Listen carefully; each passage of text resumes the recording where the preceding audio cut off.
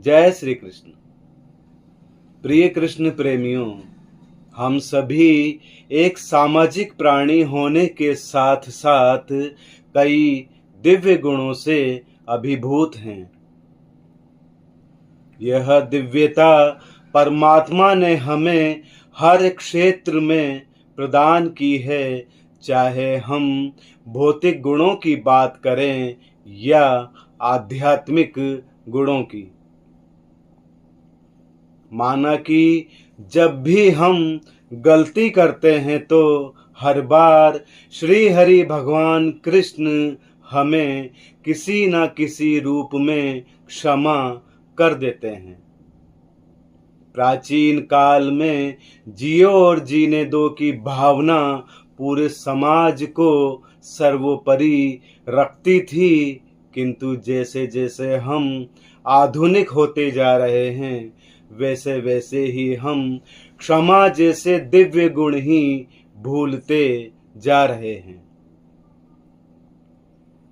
क्षमा एक ऐसा गुण है जो हम सभी में होना ही चाहिए।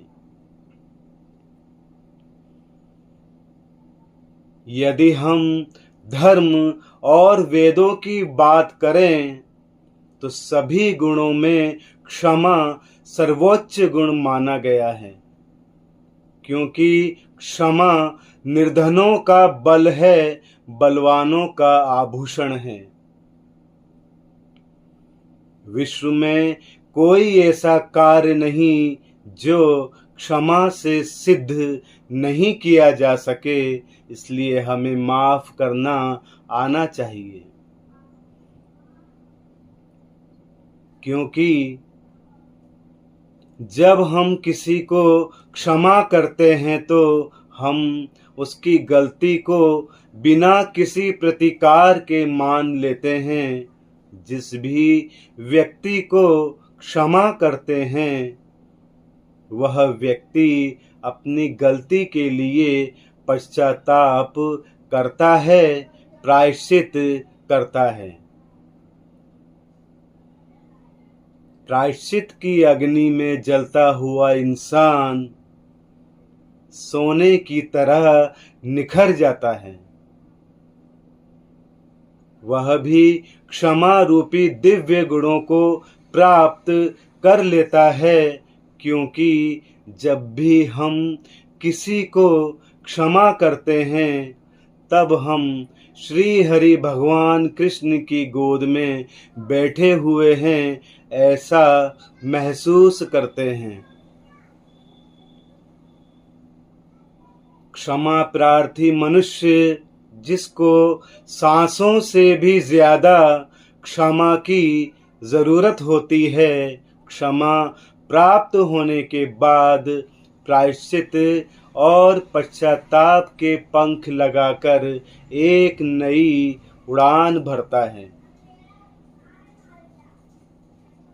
अपराध बोध से मुक्ति पाकर एक नई जिंदगी की शुरुआत करता है। उसे ऐसा महसूस होता है कि उसे अपनी गलतियों या दुष्कर्म से छुटकारा मिल चुका है।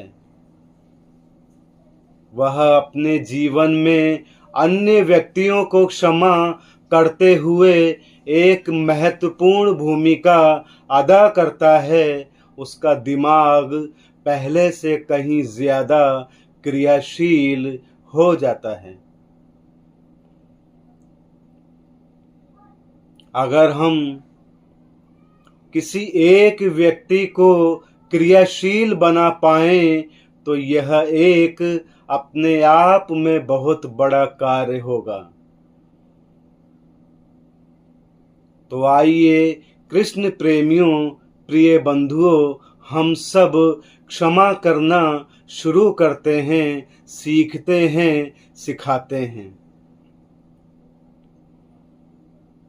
इसकी शुरुआत हम स्वयं से ही करेंगे, क्योंकि कई बार हमसे कोई गलती हो जाती है तो हम खुद को क्षमा नहीं कर पाते।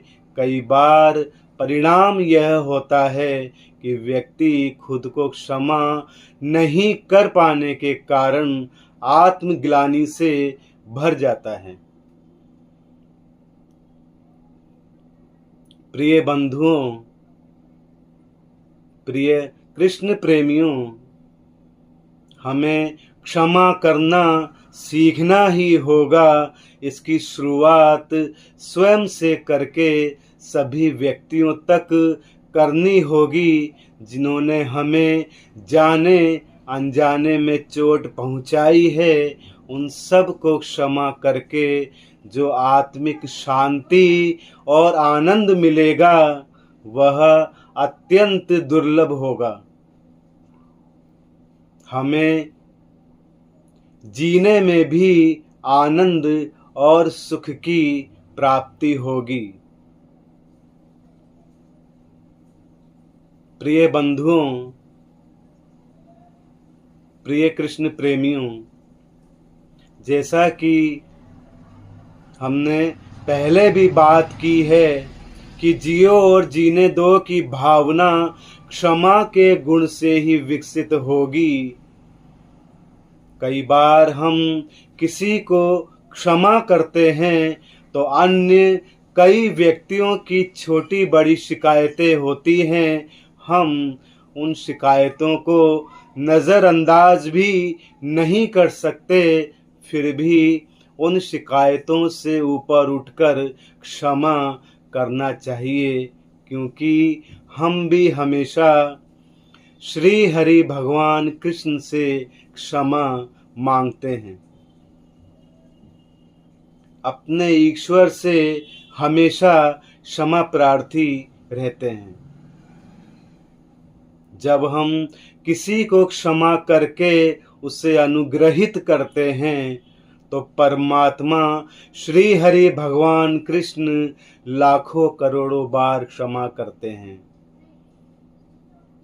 यदि हम चाहते हैं कि श्री हरि भगवान कृष्ण हमें क्षमा करके अपनी शरण में लें,